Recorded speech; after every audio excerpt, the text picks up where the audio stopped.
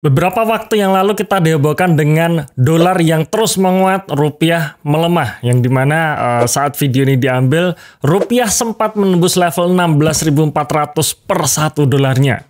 Tentu saja kabar ini menjadi tidak baik untuk negara kita karena dengan naiknya dolar maka bisa dikatakan asing ini keluar, market kita merah. Kita pun nyangkut seperti itu kan ya.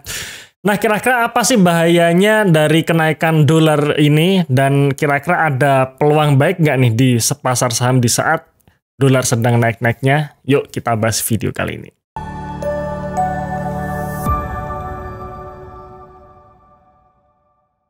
Oke, sebelum kita mulai pembahasannya, saya ingatkan lagi bahwa tanggal 7 Juli besok di Jakarta kami akan mengadakan event di Investor Meetup. Di mana nanti di sana saya akan share bagaimana saya bisa mengalahkan market dalam 4 tahun terakhir ini. Jadi sejak tahun 2020 sampai 2023, saya tetap memecahkan rekor untuk selalu beat the market. Dan di tahun 2024 ini pun saya juga masih optimis bahwa kinerja portofolio saya akan melanjutkan rekornya mengalahkan market. Di sana nanti saya juga akan share saham-saham apa saja yang saya pegang dan bagaimana story-nya. Kenapa saya yakin saham-saham yang saya pegang menjadi saham pemenang untuk 1-2 tahun ke depan. Jadi pastikan jangan sampai kelewat untuk momen tanggal 7 Juli besok. Ya, linknya di bawah ini ya. Oke, ini adalah pergerakan rupiah kita dalam 2 bulan terakhir ya, yang dimana di sini ada gap atau kenaikan yang cukup signifikan di bulan April lalu, di mana rupiah dari 15.800 tiba-tiba loncat ke 16.100 ya, kemudian sempat menguat ya. Jadi saat itu Bank Indonesia akhirnya menaikkan suku bunga dan sempat menguat rupiah kita, artinya dolar menurun, tetapi ini tidak berlangsung lama. Tiba-tiba di awal bulan Juni ini, rupiah kembali melemah menyentuh level 16.400 per 1 dolar Amerikanya. Nah, memang kalau kita lihat pergerakan rupiah ini dalam jangka panjang selalu melemah ya, alias dolar ini selalu naik setiap tahunnya ya. Kita lihat dalam jangka panjangnya ya. Jadi kita lihat histori pergerakan dolar rupiah dalam jangka panjang sejak krisis tahun 98 lalu. Waktu itu tahun 98 rupiah diperdagangkan ya di level sekitar 2.000 rupiah per 1 dolar Amerika ya, jadi masih di bawah 3.000. Krisis 98 membuat dolar sangat menguat dan rupiah sangat melemah sampai ke level 16.400 ya. Jadi hanya dalam waktu beberapa bulan saja dolar ini sangat menguat ya waktu itu tahun 98 ya. Waktu itu ada Krismon. Saya sendiri waktu Krismon dulu saya masih SD ya, masih SD, jadi masih belum memperhatikan perkembangan ekonomi, tetapi waktu itu yang saya ingat adalah kengerian kerusuhannya ya. Kebetulan saya waktu itu masih tinggal di Solo dan Solo ini menjadi salah satu kota yang terparah mengenai kerusuhannya. Nah, waktu itu dolar nyentuh 16.400. Kemudian setelah Pak Harto ya, Presiden Soeharto dilengser ya, kemudian digantikan dengan Pak B.J. Habibie. Akhirnya dengan kebijakan-kebijakan beliau, kemudian perlahan-lahan ekonomi diperbaiki, rupiah pun kembali menguat. Ya, jadi dolar tiba-tiba turun dari 16.000 ke level 6.000-an ya, masih di bawah 7.000.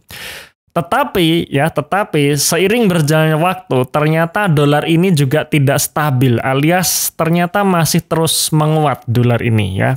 Dimana kalau kita lihat di tahun 2000, harga rupiah, level penukaran dolar rupiah, level kurs dolar rupiah itu masih berada di level 7.000 ya. Jadi 1 dolar Amerika ditukar atau dihargai setara dengan 7.000 rupiah. Ini tahun 2000. 24 tahun kemudian saat video ini diambil, dolar sudah menyentuh level 16.400. Jadi kurang lebih sekitar 24 tahun kenaikan dolar sudah di atas 100%. Lalu kira-kira apa sih penyebab dolar ini terus-menerus naik sepanjang tahun ya, rupiah juga terus-menerus melemah sepanjang tahun. Jadi kalau kita rata-rata kurang lebih sekitar 1 tahunnya naik kurang lebih sekitar 3% mungkin ya. Jadi kenaikan dolar ini 3% per tahun. Artinya kalau misalkan kita hidup di Amerika, maka daya beli rupiah terhadap dolar ini juga selalu melemah 3% setiap tahunnya.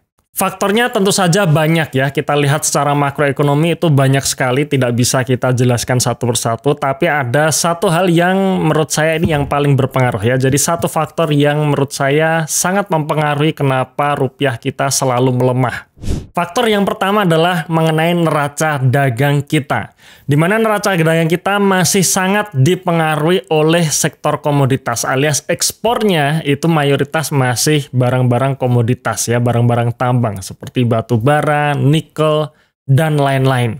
Nah, neraca dagang ini kan selisih antara ekspor dan impor. Kalau misalkan masih banyak ekspor dibandingkan impor, berarti kita mendatangkan dolar. Kalau dolar datang ke Indonesia, artinya dolar ini mampu untuk menahan pelemahan rupiah. Karena dolar yang datang ini otomatis akan menjadi cadangan devisa kita, ya cadangan devisa menjadi besar.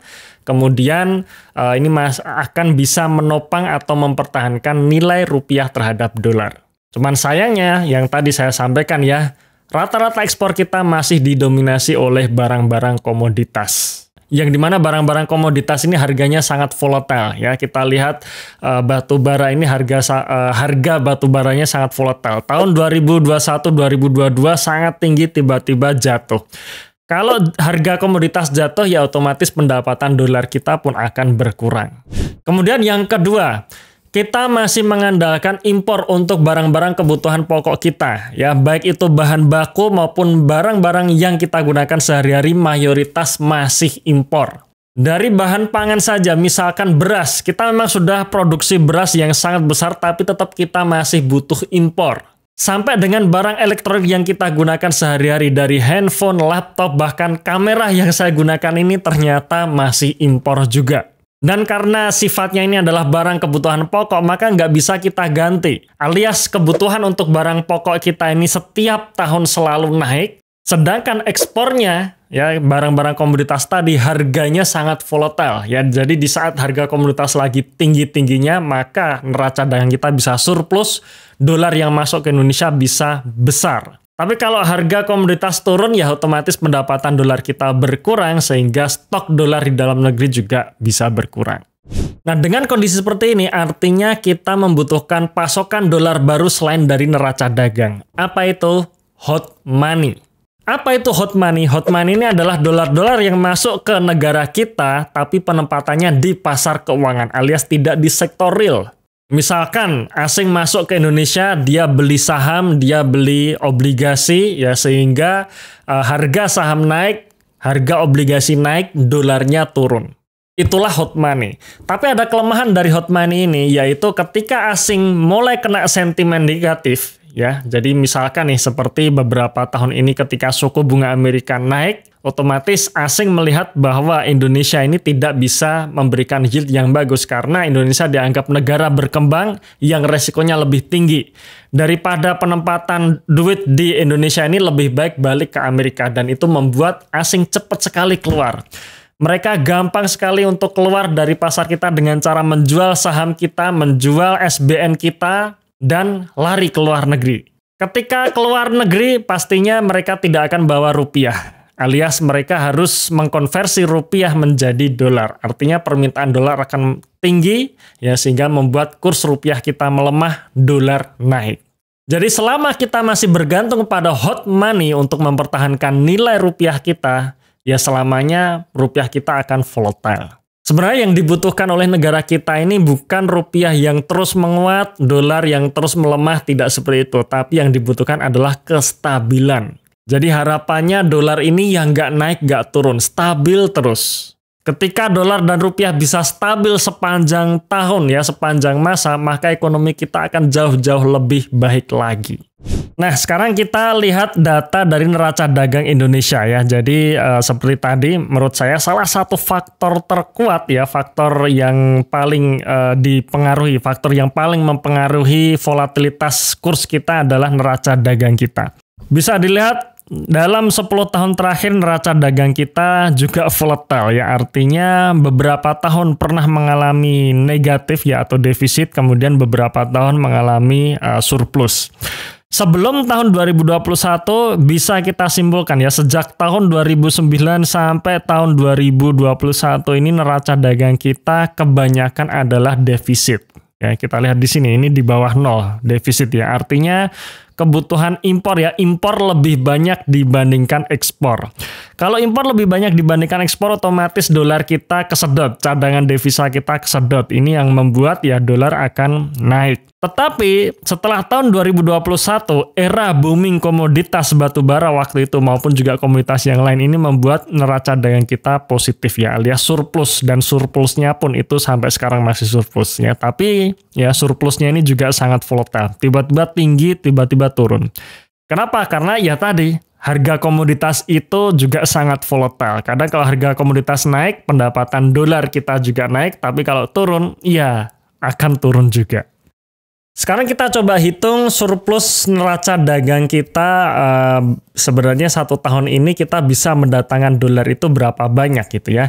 Nah kalau kita lihat data BPS untuk posisi tahun 2023, neraca dagang kita surplus sekitar 36,9 miliar dolar ya. Jadi ini 36.933 dan ini dalam jutaan. Jadi 36,9 miliar dolar atau setara kurang lebih sekitar 590 triliun rupiah.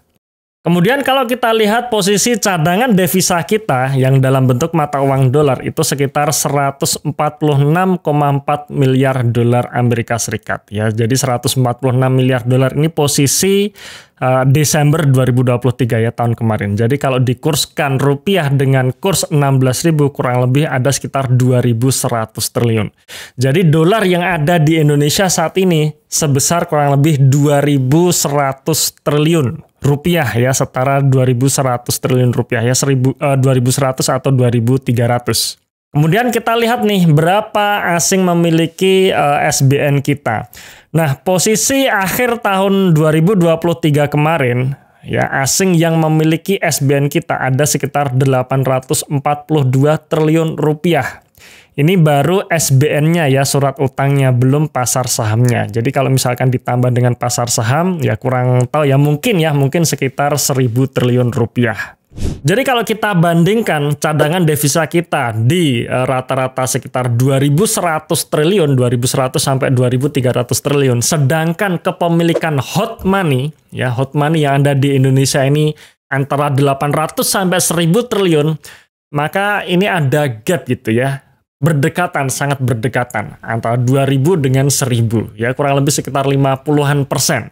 Artinya kalau hot money ini mengguncang ya, alias hot money ini tiba-tiba keluar, asing banyak keluar, maka akan menggerus cadangan devisa kita. Dan kalau cadangan devisa tergerus, ini otomatis akan mengerek harga dolar, alias dolarnya naik, rupiah melemah. Dan kalau posisi ini terus seperti ini, maka bisa dipastikan dolar dalam jangka panjang itu akan selalu menguat dibandingkan dengan rupiah. Sekarang kan pertanyaannya, apa bahayanya jika dolar terus-terusan naik?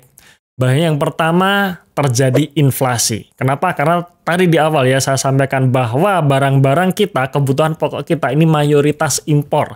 Artinya kalau dolar makin tinggi, biaya bahan baku makin tinggi, harga-harga makin naik. Itulah kenapa kita tidak pernah merasakan bahwa harga-harga kebutuhan pokok kita menurun. Itu sangat-sangat jarang. Pasti rata-rata per tahun itu naik. Kenapa? Karena dolar yang terus-terusan naik.